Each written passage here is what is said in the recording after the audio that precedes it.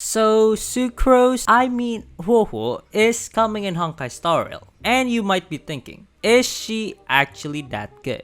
Well, in this video, we are going to be answering that, plus some extra details that you need to know about HuoHuo and should you pull for her. So TLDR, HuoHuo is a 5-star wind support following the path of abundance. She has the ability to heal, remove debuffs, regenerate energy, and boost attack stats, and that's all in one kit. Essentially, she's a mashup of different support units that's currently available in the game, like Link's debuff removing ability, Tingyun's energy regeneration and attack boost, and a couple of other units. Her skill has the ability to heal and remove a debuff from a single ally, plus heal the allies beside the targeted unit by a smaller amount. And no, it won't cleanse your other unit, just the one you targeted. Her ultimate has the ability to regenerate energy for all units on the field, plus giving them attack boost for 2 turns. Besides that, anytime HuoHuo uses her skill or ultimate, she will gain the sacrificed life status that will last for 2 turns. Now, whenever HuoHuo has this status, she will heal your other units by a small amount every time their turns start or when they're using their ultimate. Also, if an ally's HP reaches 50% or under, she will immediately heal that unit plus remove 1 debuff from that unit. So after looking at her kit, I would say she is a unique one. Like I said before, she is kinda a mashup of different healers and buffers in the game, and to be fair, that makes her a bit standout and one of a kind. So far, there hasn't been a single unit that has the ability to heal other units and buff them as well in their kit. Therefore, having her might open up some new ways of building a team, like a team consisting of HuoHuo plus another buffer or healer, which is pretty broken in my opinion. The downside of her, however, is that she is a bit skill point hungry, since you do want to constantly use her skill to keep her talent up, and this could limit you in the way you play. I'm looking at you, Sila. Also, the 4-star that's coming along with her banner are relatively bad, and you barely use any of them later on in the game. So that's nice. As for whether or not you should pull for her, I think that she is a really good unit to have, and I would recommend you to pull for her if you have the resources. But I don't think not getting her is the end of the world though.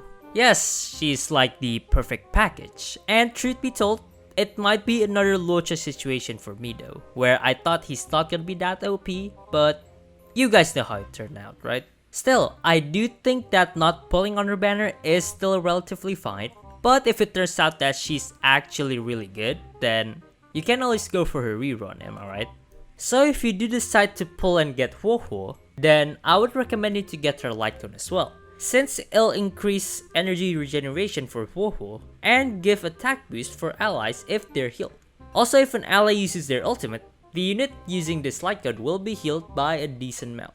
To be fair, I think getting this Lightcone is really good for all healers actually, and getting it will be really beneficial.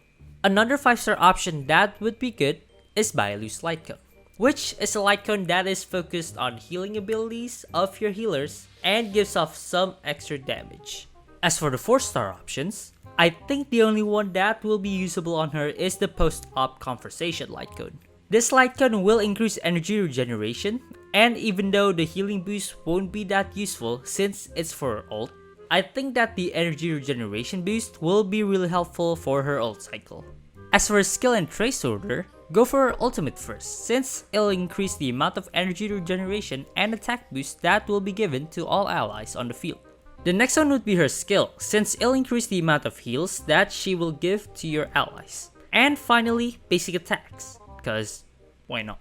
For the traces, go for this one first, which gives HuoHuo a sacrifice life status at the start of the battle, and it will last for 1 turn.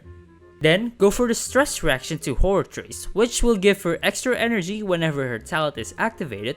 And last but not least, the curse 1 trace, which will increase the resistance level of crowd control debuffs on her.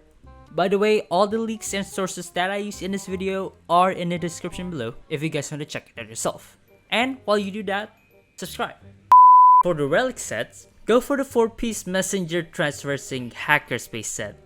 That's a mouthful. Now, this set in general is relatively good for support unit since it can increase speed stats, and when the unit using it is ulting, all of your other units on the field will get a speed boost for one turn.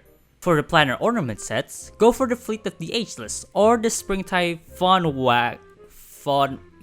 that set, since the first set will boost your max HP, and if your speed stat reaches 120, which you would probably will if you're using the 4-piece speed set, then all allies will gain an extra attack boost. As for the second set, it'll boost energy regeneration rate by a small amount, and when your speed stat reaches 120, your action will be advanced forward. As for the team comp, I think she will thrive in a team with a skill point efficient DPS, like Jing Liu, Dan Hong Il, and maybe Blade, since these units are not as skill point hungry as other DPS units like Sela or Shinkai. But anyways, let me know what you guys think about HuoHuo in the comments below. If you find this video helpful, please hit that like and subscribe button, and I'll see you guys in the next one. Peace!